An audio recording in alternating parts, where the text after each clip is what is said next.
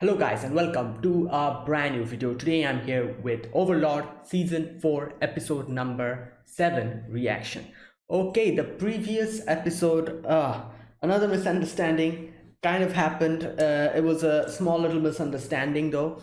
Obviously, Ainz went to the Dwarven Kingdom to, giving them their, his expertise, his help. In turn, obviously, they'll have to make an alliance and they will have to help him out with the rune technology and all that. But before that, when helping them out, he sent two Death Knights to fight the Quagwas.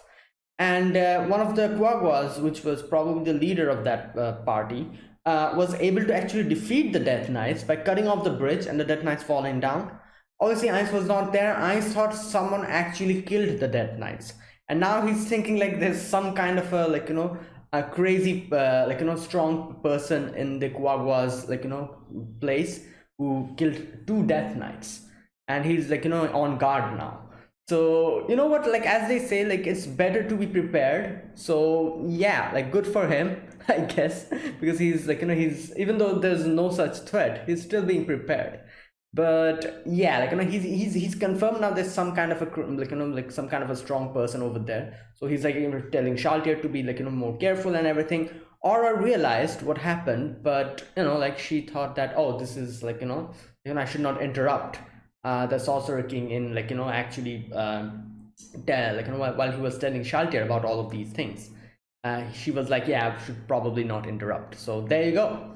um but other than that, obviously the whole conversation with the Dwarven Kingdom, they kind of talked about it, and he asked for all the runesmiths, but to give them to his kingdom, while they'll help them out, not only to they'll not only actually not only protect them from the Kyorga's attack, but that he's also going to help them out to bring back their dwarven capital.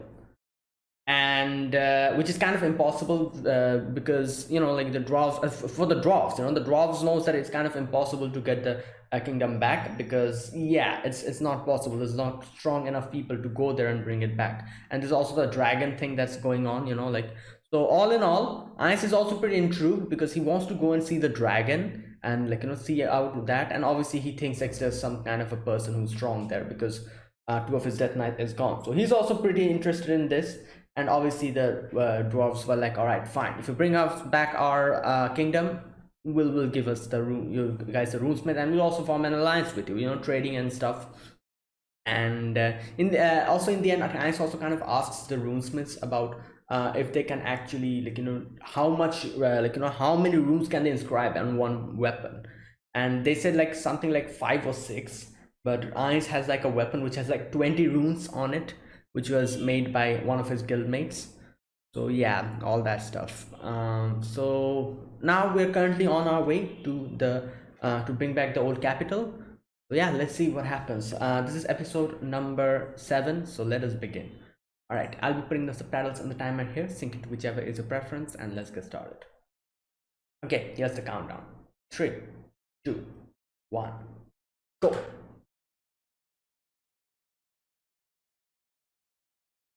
Oh, this is the leader, I'm guessing. What was his name?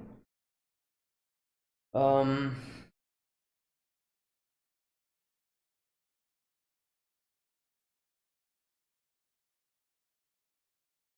Hmm.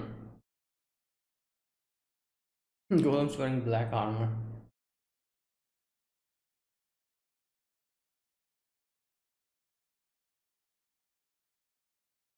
Probably no one.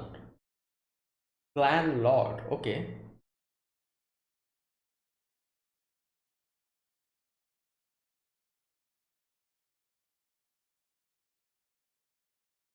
Hmm.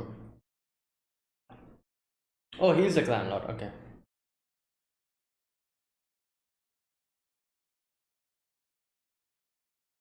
I don't think they have that. Oh yeah. Yos. Dragons fight the dwarves. Weaken both sides. Okay. Well, I don't think that's how it's going to go because Ainz is here.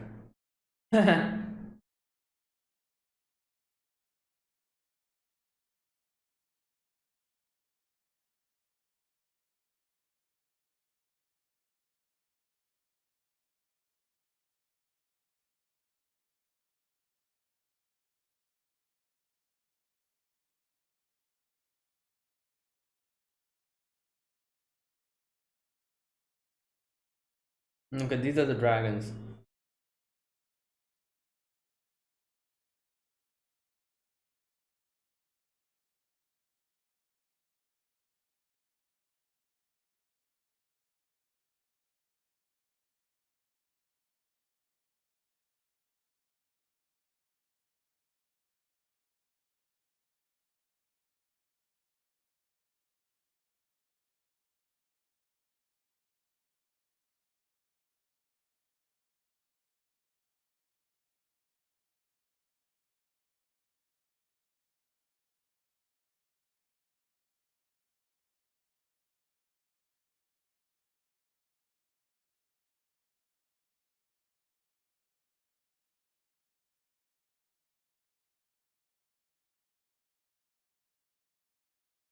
Okay.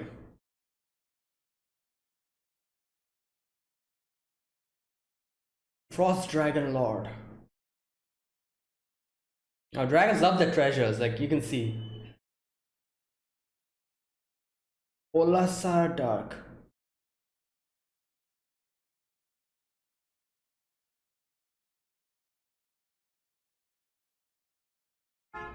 Hmm.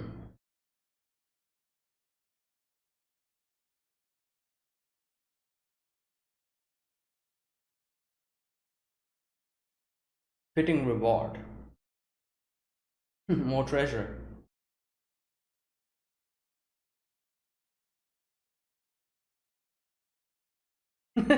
Well, then it's so sneaky of them that they actually doesn't tell the full. Oh, oh, he's intelligent. Okay. Like I was saying, it's so sneaky of them that they're not actually giving the whole picture. Lowly Quagga. 10. Yo. Yeah.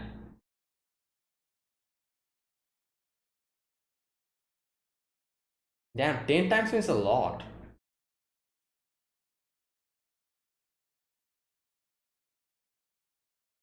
Ulcha.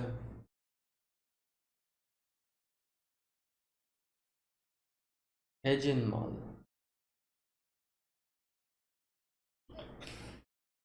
Oh boy, they're actually sending one or two. Okay.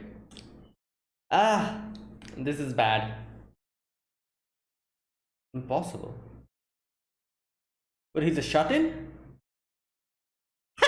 Shut-in dragon? Uh,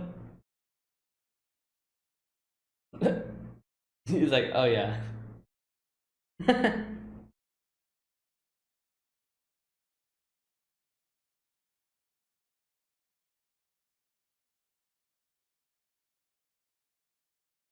What in the? Yo, you just ended up. Okay, never mind. Ah.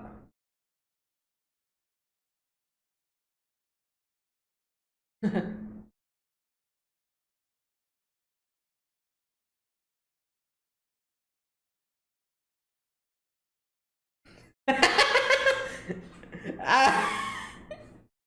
Oh no. Yeah, he really was a shut-in dragon. Yeah, he just wants to be on his own. Oh,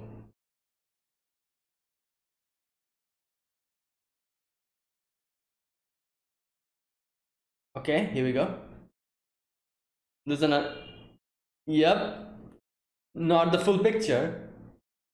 The quagga didn't give the full picture. And here we go.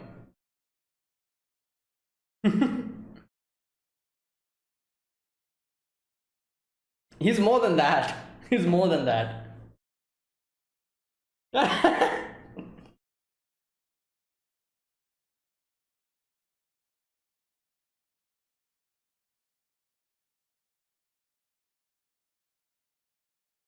The-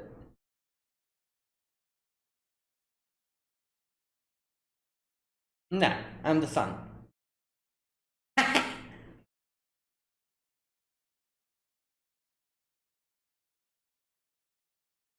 Yeah.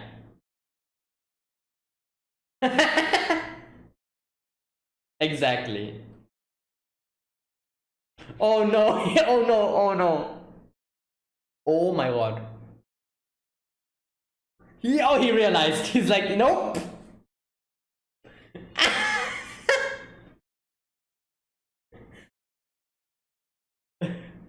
Uh,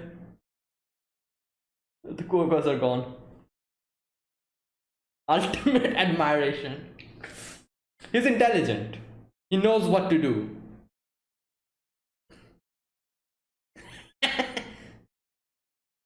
Hey, calm down, Heinz. Oh, what? Hey. Ah.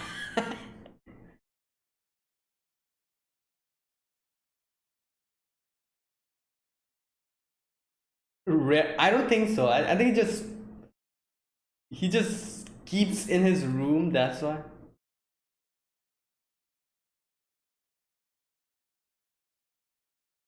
15 smaller dragons. Oh. Oh no.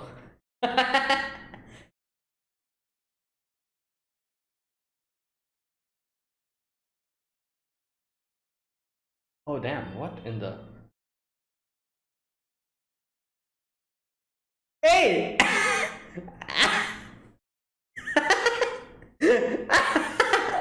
Understandable. Shut your face.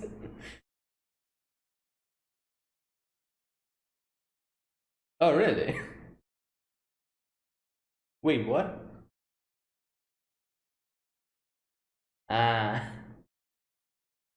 I don't think so. Nah.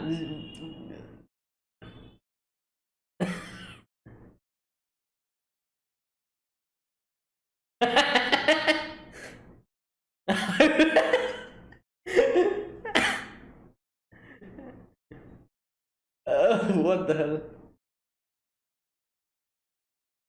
Nice. Damn. Oh boy.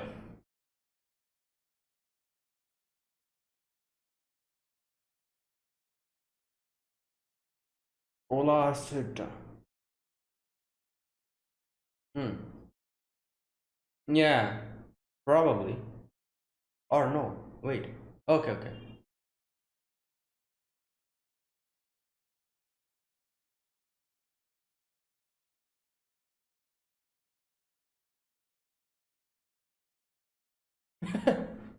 Yeah, call me Sorcerer King. Yes.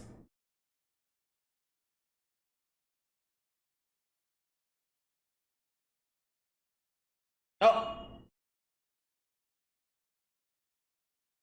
Ah, this is so funny.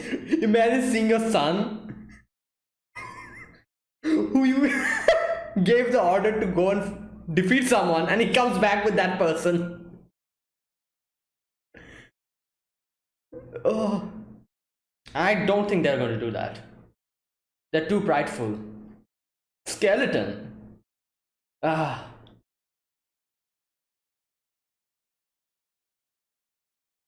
grass part. Yeah, there you go. Oh, that's it. Damn. Damn.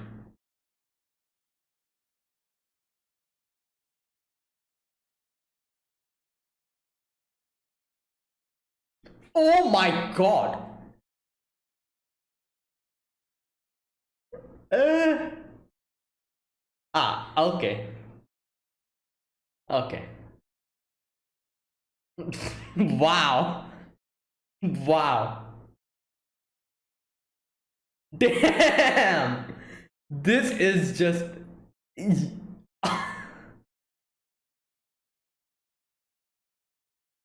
I can't believe that happened. Okay, well.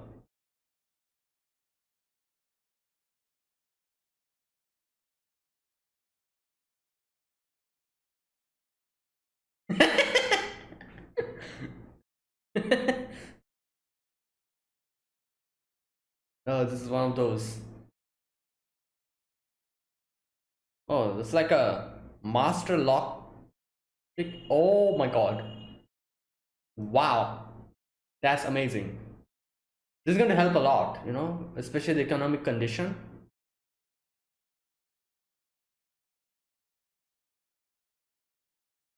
Okay, what's that?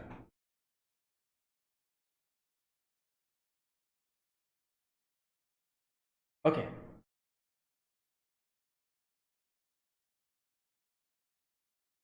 Hmm.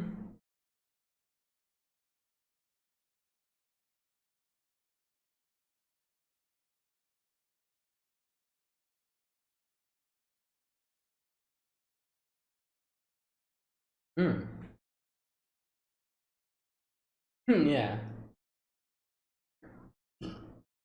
Oh boy.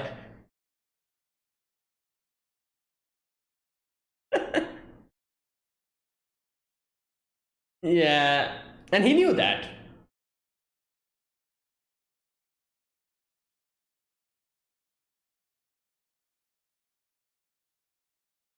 No, that was his benevolence. Yeah, exactly.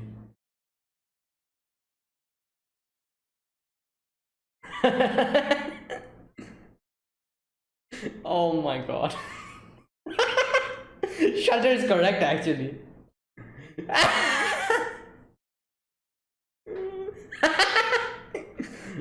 Oh my god.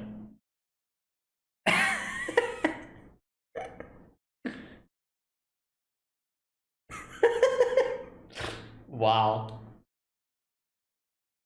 Yeah, what is that? Like, is that like a.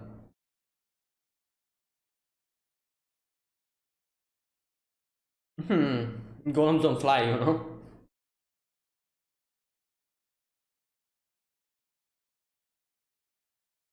Have you seen her armor?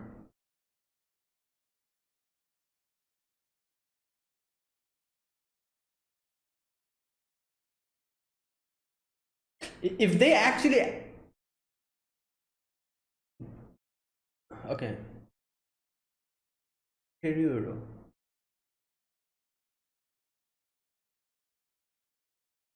Yeah, if they actually place their loyalty, then everyone will be fine, I feel like. Oh, well, I don't think he's gonna do that.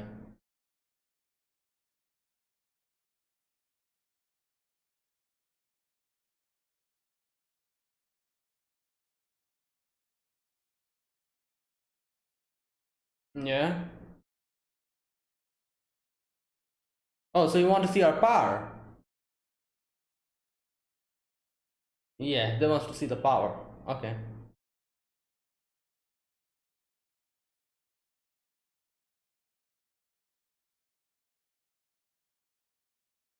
Damn!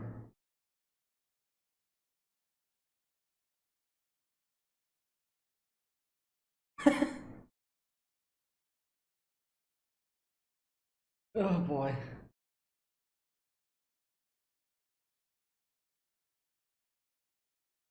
Well, your fate is sealed. Your fate is sealed. And there you go. Yeah.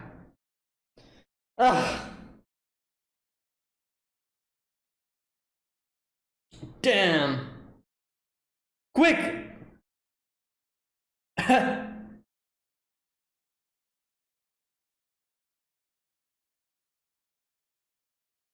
Yeah.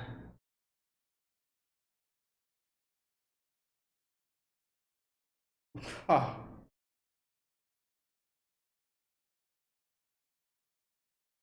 Chosen heroes. Why? You're seeing what's happening. Why are you. These people. They're so delusional. Oh my god. Like, they're seeing what's happening. But this.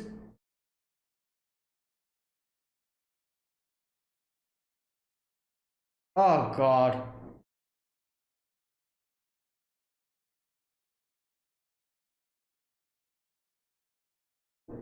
We choose for five. Well, yeah, nothing you can do about it. Rise up.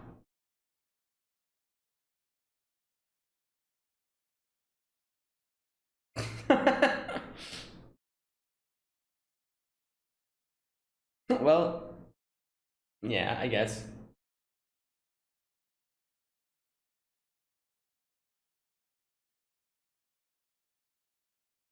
Hmm.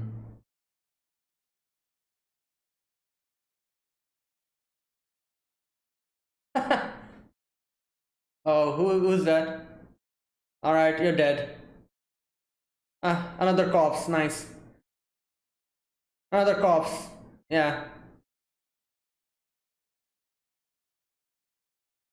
Oh, there you go. You got your wish, Heinz.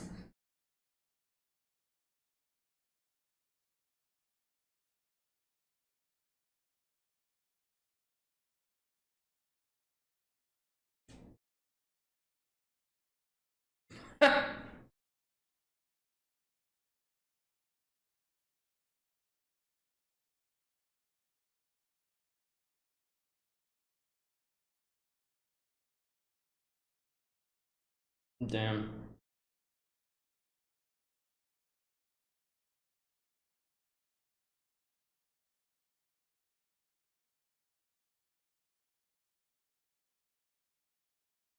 Hmm.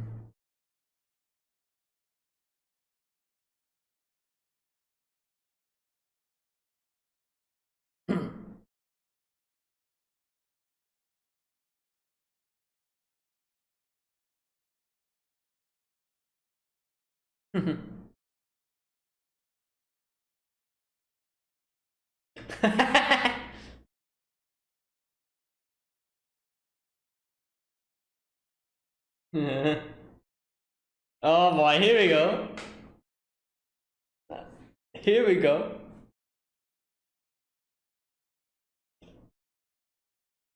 He realized.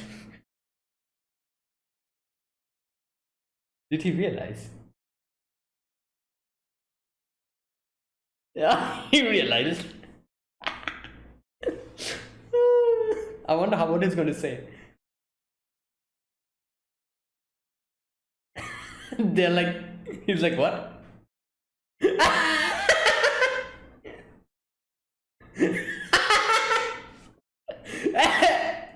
Oh no.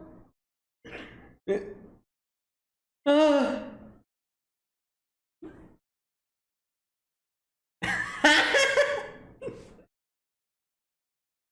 Yeah, immediately tell me. And that as well, obviously.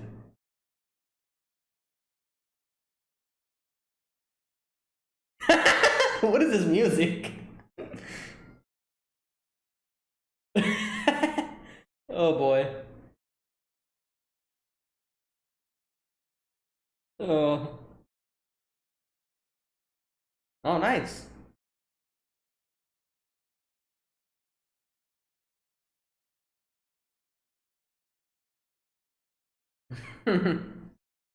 Wow.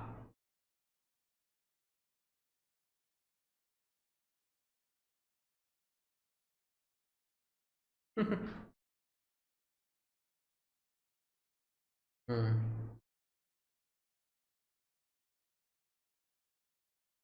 Yeah,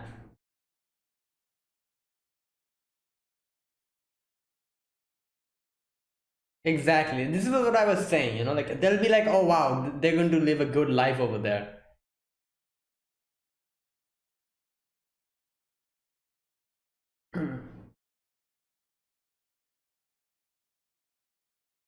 Ah, damage is here. All right, what about the whole? Yeah,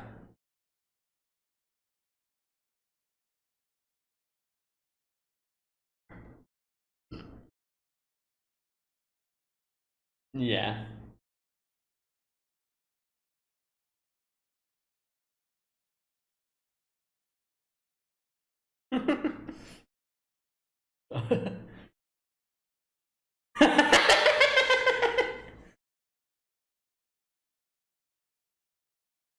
Millennium Kingdom.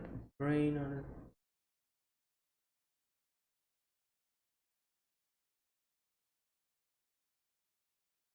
it. Stop! No! Oh no! Yo, stop!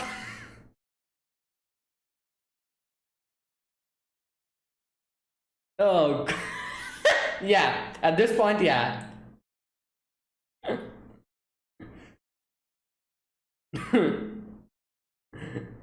What do you understand? What? He doesn't know what the hell is happening. This conversation.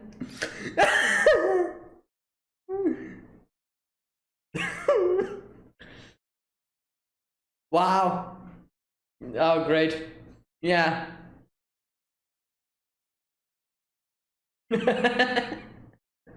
Oh, that was funny. Oh my god, you know what the fun, like one of the funniest part of this episode was? As soon as the dragon died, all when I was like, okay, like like tell me who is your mother, and everyone's like, me, I'm the mom, and the the swiftness at which they completely changed their team is just crazy. Like it didn't take them like a moment to even consider what the hell happened and what's going to happen from here onwards. As soon as they saw that, they're like, "Yup, I am not going to." That's not happening. I'm not going to be ending up like that. Wow. Like it was kind of surprising as well because I've heard like dragons are like prideful races. So all those dragons just completely changing in the drop of the hat their loyalties. I don't think I expected that. Like I thought they would be something like, no, we're the prideful dragon race. We will never lower our heads towards anyone else and stuff like that. I thought that was going to happen, and Ainz would have to kill them. But that was really surprising. I did not. Yeah. All right. Um, we begin this episode with the Kuagwa going to the leader, and like the leader was like, "Oh, so you came back here?" And one thing I have to say, like like I thought this leader would be a lot more, I don't know, tyrannical or something, but he seems like I don't know, like from the little bits that we got to see about for him, he seems like a ruler who cares about his people, and who like he kind of reminds me of Nyx, this what was his name? I forgot. Ryudo or something like that, something with R. Um, he he seems a lot like Nyx because I don't know, like like the vibe that I get from him, like he cares about his people, kind of, like he thinks about everyone, and like he obviously he's attacking the dwarfs, but that is because he wants a betterment of his kingdom, like for his kingdom to prosper. He's doing all of that. He's even trying to use the dragons as well. So all because of his own kingdom and his own people as well. Because you know what I was actually expecting here, when that Kuagwa came and he was actually informing everything to the leader. I thought what he would do was he would be, obviously he would be very pissed. I thought that was how he was going to react. He would be like, oh, like how dare you come back, running away. And I thought he would be like that. I also thought he would probably, like, I don't know, either punish them, the leader, for coming back, or kill him outright. I really thought that was what was going to happen. Like, like surprisingly, he did nothing of that. He actually just sat down and listened to him, and he was like, all right, what happened? And he was like, okay, so all right, I'm going to go meet the dragons, and let's use the dragons as well to, for both of the dwarfs and, like, dragons to take each other out, on something like that, he said. So yeah, like I was pretty much surprised. I was like, okay, so it seems like he is not one of those, those overly prideful rulers who think that, like, like, oh, my army, they are the best. They came running back home like a coward. Oh, you, like, you're going to die because you came back, or something like that. I thought that would be his attitude. No, it was not. So that's why I'm saying he kind of reminds me of Nyx a little bit. And yeah, like I feel like he's a good person, not person, but a Kuagwa. If you look at everything from his like own perspective, and everything related to his kingdom. He's thinking about that, just like how Nyx is also thinking about his kingdom. He's like, oh my god, like if I don't become the vassal state of the Sorcerer King, we're going to get screwed in the future. All my subjects, all my whole kingdom is going to go down. So yeah, let me become the vassal state.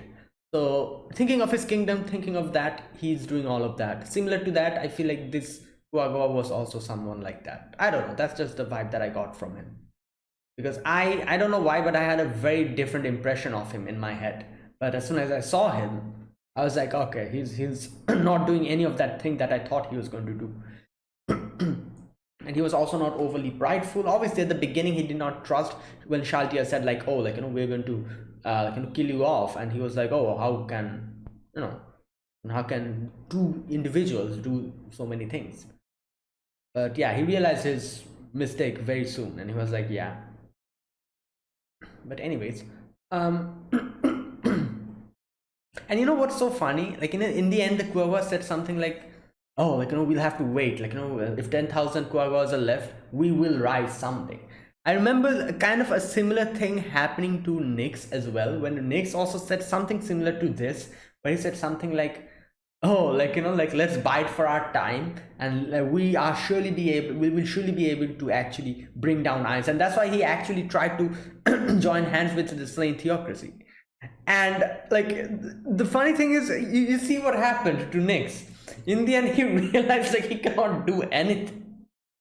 That's why he's like, all right, I'm going to become a vassal state, after he realized like how many centuries may pass, like he won't be able to reach that amount of, his kingdom won't be able to reach that amount of power that Ainz himself has. So he decided like, yeah, if you can't beat him, just join him. And that's why what he did. So I don't know, but I feel like that attitude before that Nyx had about like, oh, we're going to get Ainz sooner or later, this Kuagawa also has the same attitude. So I'm kind of curious as to if the thing that happened to Nyx is going to happen to the Kuagawas as well. In the future, they will definitely realize like, yeah, we cannot do anything. However, like how many generations we survive, it wouldn't matter. We like Ice is has a power which no one would ever be able to reach. At least like us amongst the Kuagawas. But yeah. Okay, now so after that, the Kuagawa leader goes to the dragon. And okay, the Dragon Lord's great white Dragon Lord, his name is Lord Olasidark. Wait, is that how it's Olasadark? Okay. So great white Dragon Lord. Okay, I was thinking something. I remember one dragon we saw in season 2, the beginning, I think. There was also an old lady with the dragon. They were talking. I don't think this is... Yeah, this is definitely not that dragon. This is like someone else, isn't it? Yeah. Like, I think so. Yeah, definitely. Okay, now... The Kuagawa, he goes to the dragon, and as we can see, the dragons love their treasure. He has like a bunch of treasure in front of him, and the Kuagawa leader says like can you help us out? We're going to give you some treasure. There's dwarfs coming. And I love how he actually kind of lied to them a little bit. He was like, oh, dwarves are coming, like not much problem. And that's after hearing that, obviously all the wives of the dragon, the 3 wives, they were like, oh, it's dwarves, it's okay, no problem, something like that. So yeah, basically that. So I'm no, sorry, what was I saying? Oh yeah, the thing here is like the Kuagawa kind of lied here, because like he said, he wanted both the dragon and the dwarves to decrease their own power. They would fight, like in his head he thought what's going to happen is like obviously according to his the person that came back, the Kuagawa that came back and reported to him, there's like golems there. So he thought like, okay, we definitely won't be able to compete with the golems, maybe, or maybe we'll have a lot of casualty competing with the golems. So the golems are pretty strong, so let us use the dragons, and like the dragons will fight them, and the golems will also fight against the dragons. They'll probably injure each other and take each other out. almost, and when they'll be weak, then we can probably decrease the power of the dragons like that as well. That was his plan. That's why he said like only elves are coming. So no, I said not elves, dwarves are coming. So like he just blatantly lied over here. Now he mentioned nothing about the golems, because he thought those were golems, and nothing. He just like, oh, dwarves are coming, and the king was like, all right, like call Hejin Mal here. Let us, like, we don't need to go. Like, let one of our children go. Okay, you know what? Let me see who's the actual mom, because in the end, everyone was claiming to be Hejin Mal's mom. Okay, this dragon on the left. Wait, yeah, I think she's on the left. Yeah. Okay, so yeah, the one on the left side, but on the right side of the dragon king, and on our left side was the actual mother. Because she says like, how about my oldest Hejinmal? Yeah, that was the actual mom. Okay. Now I love how, like, she's like, oh, he's just inside, shut in, and I was like, damn, this is the first time I'm actually seeing a shut in dragon.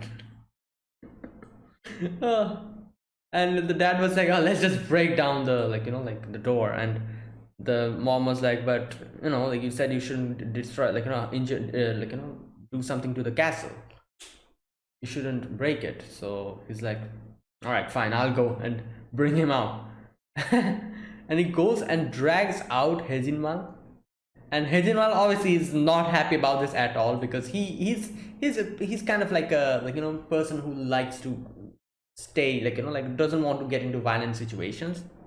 And he's like, oh, like not again. And he was like, oh, I hope that they, like, go back after they see me. But obviously that's not going to happen, because this is Ainz. And Hejimal comes in. The Quaggas were keeping an eye on them. Hejimal takes the glasses away, and yeah, confronts Ainz, and he is obviously very confused. He's like, wait a minute, what is this? These are not dwarves. Like, we can see like a dark elf, like a vampire. Wait, did you recognize Shaltir being a vampire? Just a second. Dwarf, dark elf. No, he didn't realize that was a vampire. He looked to a Shaltir and didn't realize. He just shifted to aura. So all that she recognized is the Elder Lich, which is obviously Ainz, and Dwarf, and the Dark Elf. She didn't realize Shaltir was a vampire. And obviously seeing the Elder Lich here, he was like, yeah, this might be a difficult situation. But still, he did not realize how strong Ainz was, like. So at first he tries to negotiate, not negotiate, but kind of like calmly tell them. He's like, guys, the, like, in front of you there's like the dragon nest, so please state your business. If you don't have anything to do here, can you please leave? Ainz obviously is like, oh, you look small, and he gets mad, and he's like, yeah, I'm the son of the frost dragon. And I love how as soon as he realizes that Ainz used the grasp heart, he realized that he's going to die, and he's like, please wait, and just, like, just lays down, and he's like, yep, I'm surrendering. Like, no way am I actually, like, going through this. And interestingly, I have to say, the presence of mind that he showed in this situation was so much more than what his dad was able to show. Like, he realized what Ainz was going to do when he used the grasp heart, and he actually stopped him before he was able to, like, destroy the heart. As soon as he saw what he was doing, he realized that he's screwed, and he's like, please stop. Like, I surrender. While the dad, obviously because of his pride, he didn't realize what was going on, and he was like, oh, this is like a little skeleton, like, I can easily defeat this thing. And he didn't even realize when the grasp part happened, and he just died. So yeah, like, his son ended up showing more presence of mind in a dangerous situation than his dad was able to, probably because of his pride, because of his dad's pride. Okay. And it's like, I'll submit to you. And oh boy, Ans is like, wait, how, why, like, like I need some dragon corpses. What should I do with like a live dragon? And then he's like, wait a minute, just stand up a little bit. And in in his stomach, wait a minute, what did he say? Dragons survive these cold conditions by accumulating subcutaneous fat. So that basically that was fat, and I'm guessing since he always kept his like in his room, that was why he was probably having like a little big belly, and him being a shut-in actually saved his life. Wow, what what a twist! Oh god. And not only his survival, like even his moms, different mothers, all the three mothers survival, and all the other dragons survival as well. So basically his his fat saved the dragon race. Not race, I wouldn't say the race, because I'm pretty sure there's other dragons as well, but their family, like most of their family, it saved them. Like, perfect.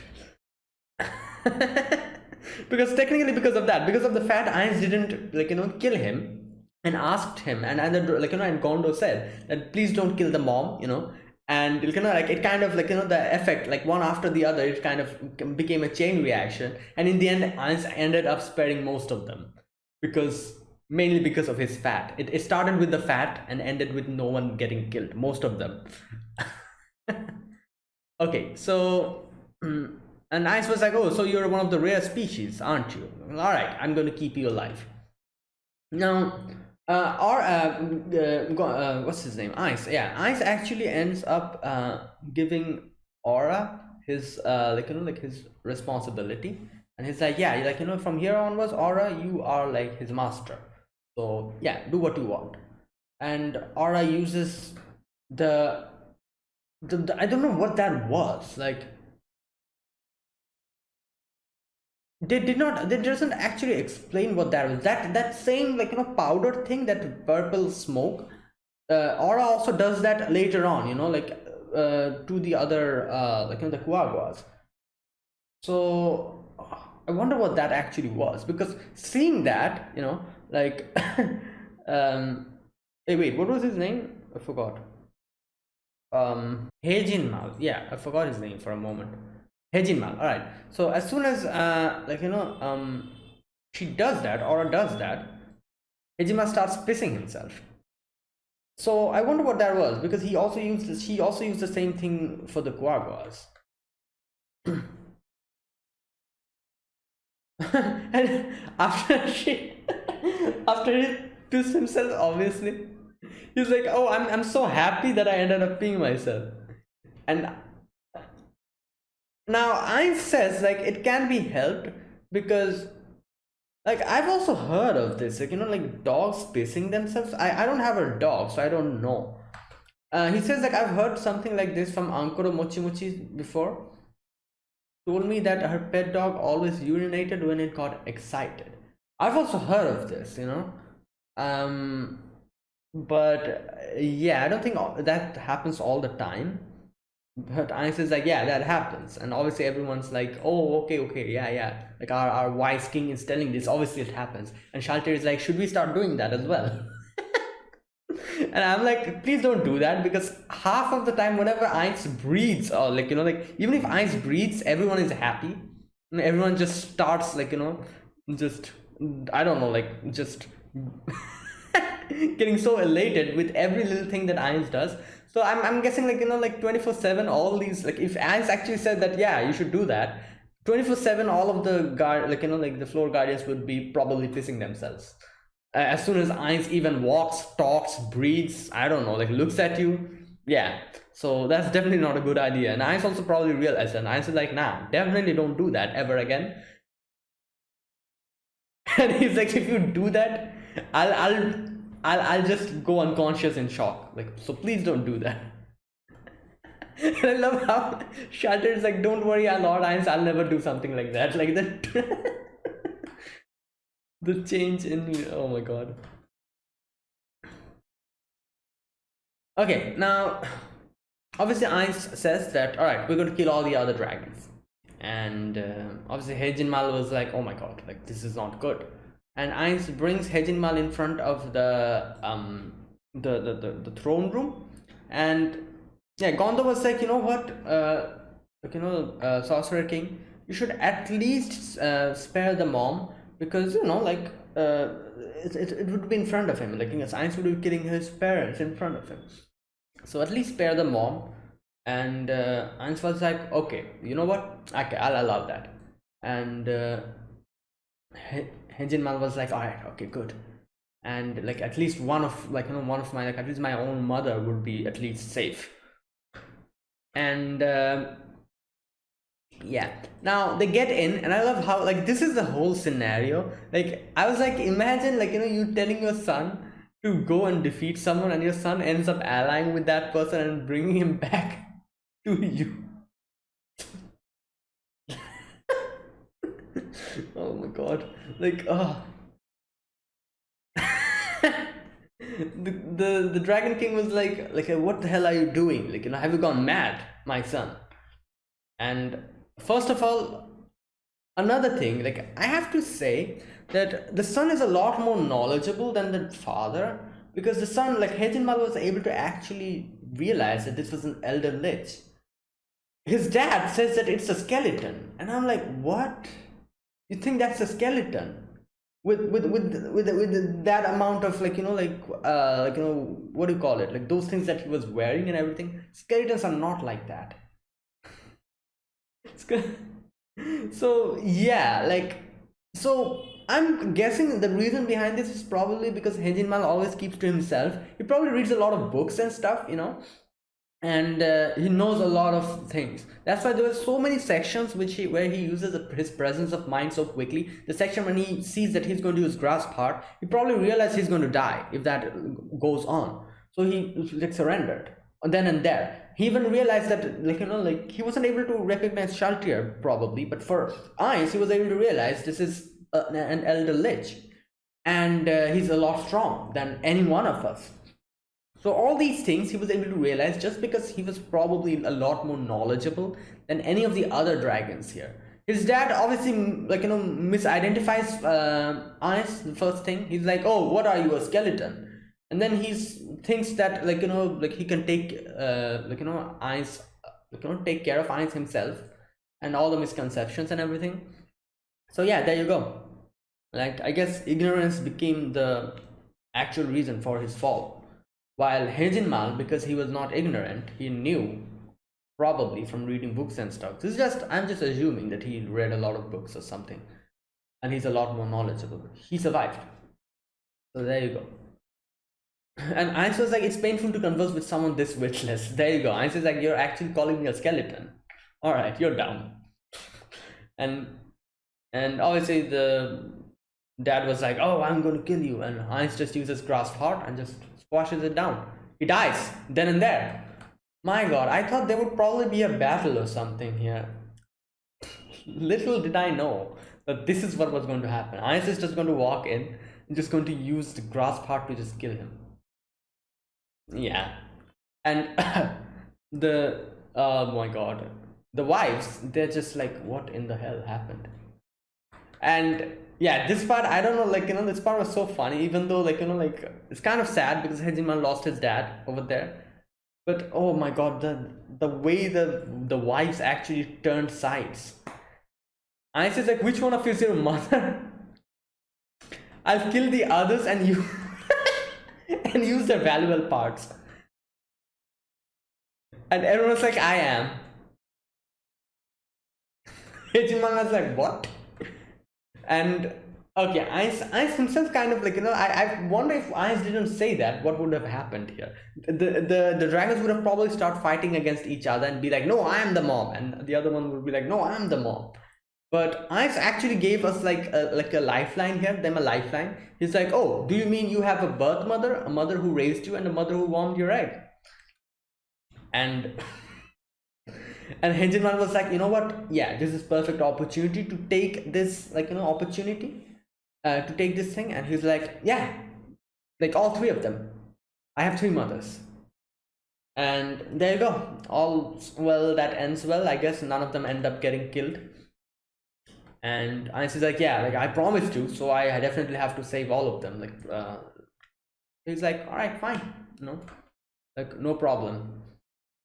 And he orders everyone to bring. He says, "Hey Jinmal, bring all the dwarven documents you've collected." Yeah, all right. So there you go. Now Eins is not happy about the. Okay, no, that happens later on. After this, they go to the vault thing, and he uses that thing that can be used only 7 times. I'm guessing that's the world item, yeah. And there's a lot of treasure. Now I think this is going to help a lot in a lot of ways. Obviously, like it is going to like there's a lot of treasure. I do wonder what Einstein's financial condition is in this. Like he's pretty strong. Like he has a lot of other things, like a lot of valuable things, like the world items and stuff. Those are very expensive. I'm pretty sure they probably fetch a lot of price. But excluding all of those, I'm thinking financially, how is he doing? Like, I do wonder, like, are they rich? Because I don't think they've ever actually discussed about that, have they? Like, the like Einstein's, like like their whole team, their financial condition, how is it? Like, because like after seeing so many treasure, I think like if their financial condition were normal, obviously this treasure is going to help them out a lot. And especially since like he has like a kingdom now, it's going to help a lot. Because in a kingdom, not only you have to look for your own people, but you'll also have to look after the citizens and everything. So that amount of treasure will probably help a lot. But I do wonder, like in like how Einstein himself, how much money does he have? Like Einstein and his companions collectively. I wonder. Anyways. I'm guessing they are probably quite rich because like Einstein's guild was very like strong, so I'm guessing they probably amassed a lot of treasure and currency or something. So yeah, definitely. Yeah, otherwise how would they be able to afford so many world items? And not only that, since they were so strong, they probably took in. Like, I'm talking about the back in those days when I adventured with his guildmates. Back on those days, I'm pretty sure, like they probably took in quests, and high level quests obviously pay a lot. So yeah, definitely, they definitely have quite a good amount of money collected, I think. But yeah, okay. Now, on the other side, obviously, Aura and Shaltier are in front of the Quagga, and she again uses the purple thing. Like, I wonder what that actually is. She uses the scroll this time, and it's like this purple thing like starts floating around, and the Quagga's like, "What the hell is this?" And Lord Ainz orders us to confirm whether they join us or not. Okay, and we'll cut down any population if they refuse. Okay, like all that stuff, like when they kind of talk about Shaltier and Aura. And here Aura brings up the whole Death Knight situation. She's like, oh, Ainz Sama actually said that there was someone who's strong and who probably defeated the Death Knights. That person probably doesn't exist. You know why? Because fell down to their death. We saw the footprints and all. And for a moment, Shalter was actually like, oh wait, so Ainz Sama made a mistake. Like, is that even possible? She was actually like thinking like maybe Ainz made a mistake. And obviously Aura's like, what are you saying? Like, you don't understand.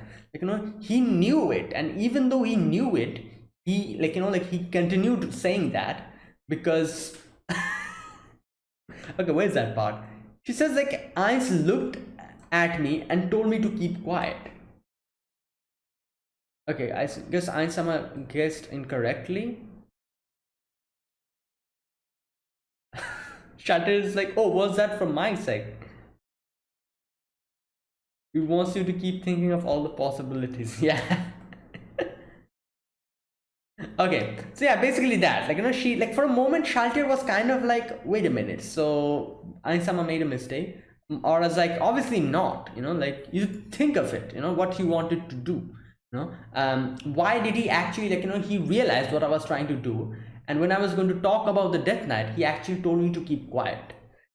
And Shaltir's like, but I thought that was because you were actually interrupting him. That's why he told you to keep quiet. And she's like, no, obviously not. I someone knew it. I was going to say, like, what I was going to say. And that's why she deliberately told me to keep quiet, because he wanted you to think. And Shaltir's like, oh yeah, like, definitely. Uh, just for me. And she starts crying and everything. And I'm like, yeah, well, I guess. So, wow. God, like, oh. Now after that, the Kuagwa, the leader, Shaltir comes, and Shaltir is like, we have been ordered by the Saucer King to subjugate the Kuagwa. Lean down and bow your head. Okay, okay. He says, like, we have 60,000 Kuagwas, so it'll be difficult for us to submit without a reason. And I was thinking maybe Shaltir was going to show a little bit of her power or something and let them, what do you call it, like, understand. Um, but yeah, like, that doesn't happen, because obviously the leader of the Kuaga outright refuses. He's like, no, we're not going to do that. And he goes back, tells everyone, and he's like, all right, let's go get them. And there you go, they gave them a chance, Shaltir and Aura gave them a chance. They said, like, all right, submit, we'll save you all. If you don't, we'll kill every one of you unless and until 10,000 of you are left, and then we'll stop. That was the condition. Like, so they did not take it. That's why, yeah, like, obviously it makes, like, like, I don't blame them. Obviously the Kuagwa, like, the leader, like, there's one thing. The thing is that he is the leader here. Now, if he actually surrenders without even fighting, I feel like most of the people will actually lose their faith from him. Like, that's the problem with, like, people who are like the leaders and the kings. Even though they realize that, yeah, this is a fight that we cannot win, they cannot show that and run away, because everyone's looking at them. And if they do that, that person will lose the faith from each and every person who's looking up to him. So this is the very, like, what can I say, sad situation of people who are in the leader, like, position. Like, they cannot show their weakness to anyone, even though they realize what's going to happen. So I'm pretty sure he realized that, like, I don't know. You know what? No, probably he didn't realize. He himself thought, like, the leader of the Quagga, he thought that, what can one person do? But as soon as he started killing everyone off, yeah, then he realized. But still, even if he realized, I don't think he could have actually surrendered there. If he realized from the beginning that we are doomed, I doubt he would have surrendered there.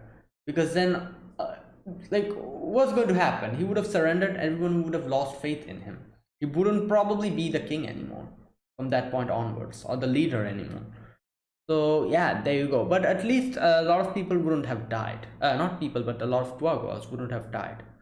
But yeah, that's the thing, like, that's the problem with being in the top position. Like, everyone looks up to you.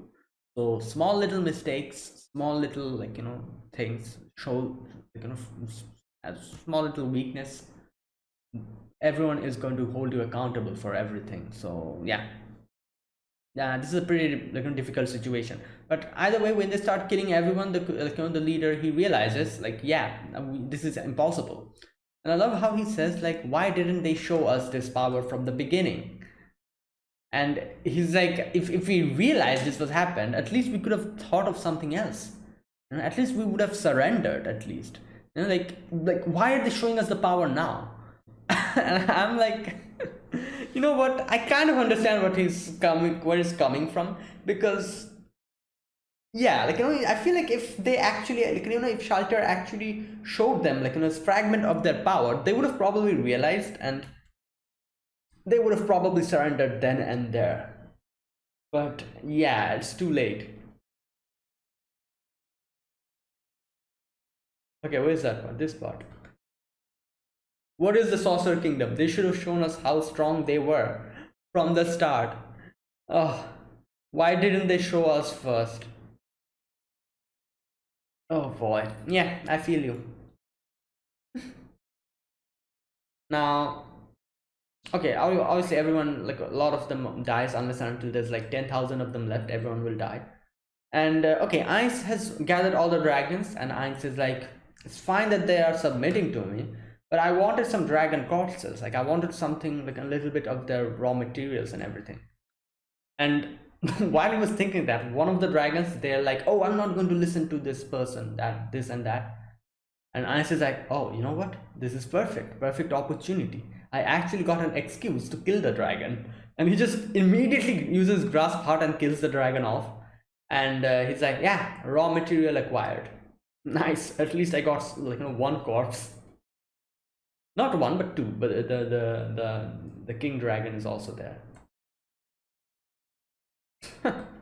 Now, okay, now obviously after seeing that, all the dragons pledge alliance and they go in front of go to Shaltir and Aura as well, and he sees the Quagga also there. And Anis is like, yeah, they didn't accept my benevolence, how foolish. Okay, okay, now he says like, I'm supposed to be a merciful king. I'm like, so if you go with us, follow us, then nothing will happen to you. You'll have a good time. You'll have even like, your people will also prosper.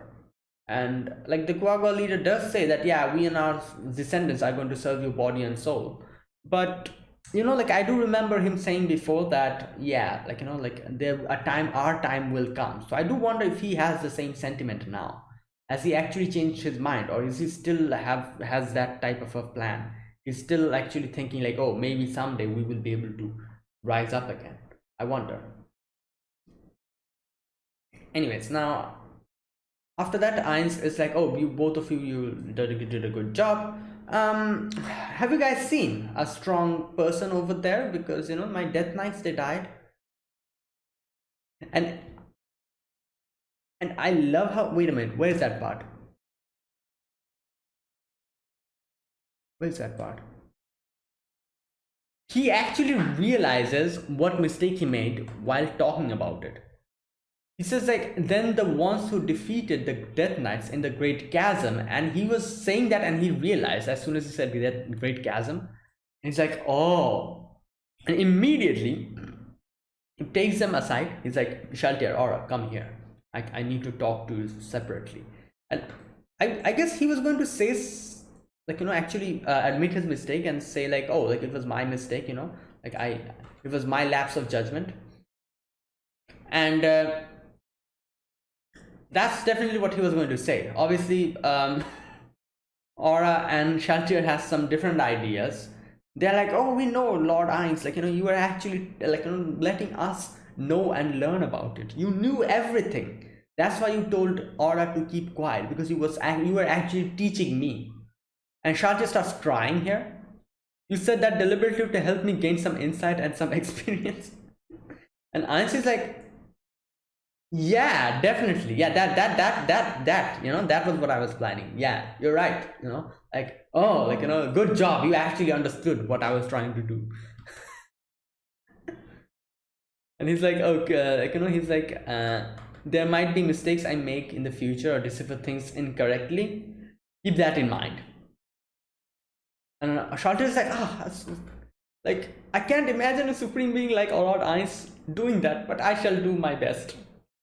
So yeah, it was nice for Ainz to actually kind of tell them that, you know what, like, I might make mistakes in the future. So yeah, don't think that each and everything that I say is actually like, something that I knowingly am doing. There might be some mistakes in the future. This time, no, it was not a mistake, like, yeah, I knew it, I knew it. Next time, maybe there might be a mistake. So please just, like, keep an eye out for that. And oh God. And Shelter just starts crying, starts hugging him, and all that. And yeah, there you go. Lord Ainz knows everything. After that, they have like a good feast, the dwarves and everyone. And the Gondo is there as well. And Ainz is like, why are you not joining them? And Gondo is like, oh, like, I'm not that much of a good runesmith. So yeah, I don't feel comfortable actually going in and like, kind of mixing with them. And all that conversation has ended, and Ainz goes in and meets Demiurge. And he talks about to Demiurge about the slain theocracy and all that. And obviously Demiurge is singing praises. He's like, oh, you knew everything, like you just, you saw everything from the beginning. And like he's like your wisdom and everything is just like amazing, like like you did it like this. And Ice is like, oh no, like don't say that. Like, I'm pretty sure you also would be able to do the same thing. And Demiurge is like, oh no, like, what am I? Like, you are actually someone who foresees everything, at least like like a few like years in advance. So yeah, like I hold no candle to your Lord Majesty. And Ainz is in his head, he's thinking like, I can't even see what tomorrow holds. So yeah. Now, okay. And he starts thinking, and okay, I think Demiurge asks something like, oh, like wait, where is that part? Like such a big misunderstanding happens here. Demiurge says, just how many steps ahead do you see, Lord Ainz? He asks a question to Ainz, and Ainz in his head, like he thinks, like, yeah, I can't even see what is going to happen tomorrow. And then he starts thinking about like a random thing. There was a guild called the Millennium Kingdom that used a crane on its flag. When we spoke, Yamaiko-san told me there was a Japanese saying that cranes live 1,000 years and turtles live 10,000 years. And he actually says that.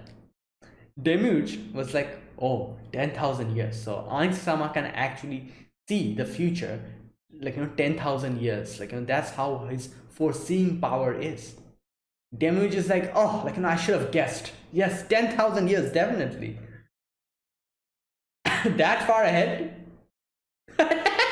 Ainz is like, oh no, I was joking.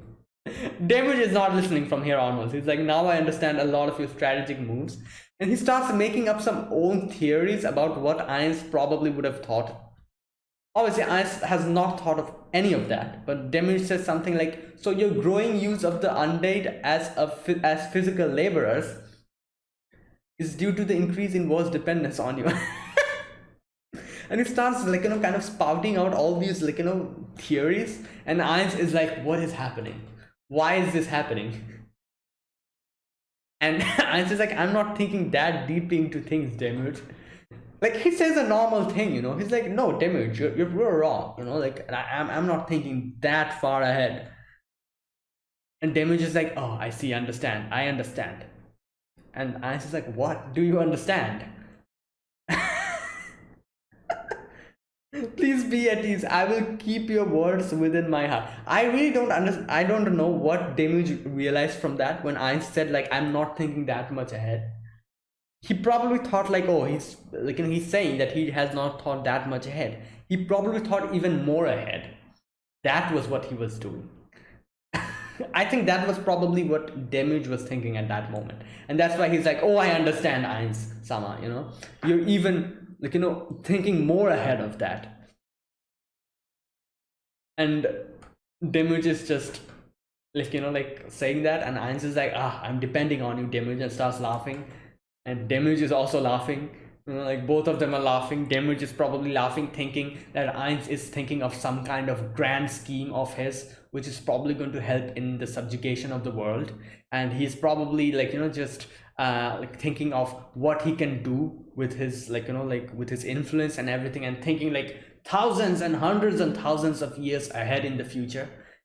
Demiurge is thinking Ainz is probably making all of those plans at that moment, and Demiurge like thinking about it is kind of laughing. He's like, Sasuga Ainz-sama. While Ainz is just thinking, what is Demiurge thinking?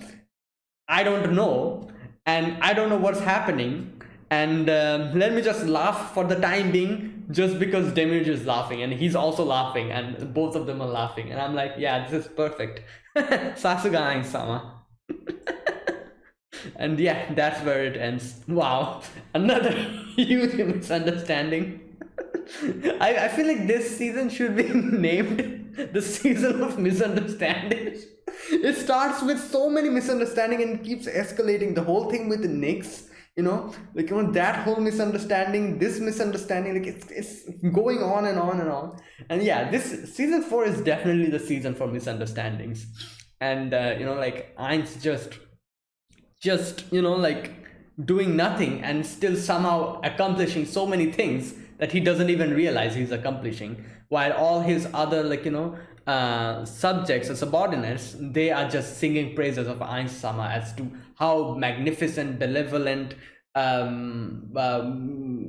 how great Ainz is by doing all of these things, while Ainz is like, yeah, like, I don't know what I'm doing, but let's just continue to like act as the ruler that the way I'm supposed to act. Let me just continue that.